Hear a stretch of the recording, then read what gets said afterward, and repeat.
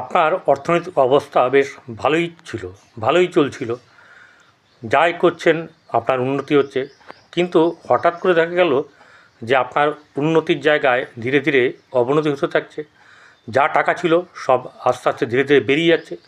এক সময়ে আপনি ঋণগ্রস্ত হয়ে পড়লেন। কেন জানেন? অনেক কারণ আছে। তার মধ্যে প্রথম কথা হচ্ছে যে দক্ষিণ দিকে কেউ যদি জলাধার করেন, দক্ষিণ পূর্ব দিকে কারোর ঘরে যদি পায়খানা বাথরুম বা পায়খানা ঘর থাকে, তাহলে আপনার ধীরে ধীরে কী হবে, আপনার যে পরিচিত সার্কেল সেটা আস্তে আস্তে ধীরে ধীরে নষ্ট হয়ে যাবে এবং অর্থনৈতিক অবস্থা আরও খারাপ হবে। দক্ষিণ দিকে মুখ করে রান্না করা এটাও ঠিক না। দক্ষিণ দিকে রান্নাঘর থাকুক, কিন্তু দক্ষিণ দিকে রান্নাঘর থেকে দক্ষিণ দিকে মুখ করে থাকলে তাদেরও কিন্তু ভালো হয় না। শরীর স্বাস্থ্য খারাপ হবে, অর্থনৈতিক অবস্থা খারাপ হবে, সব কিছু দিক থেকে সমস্যায় জর্জরিত হবে।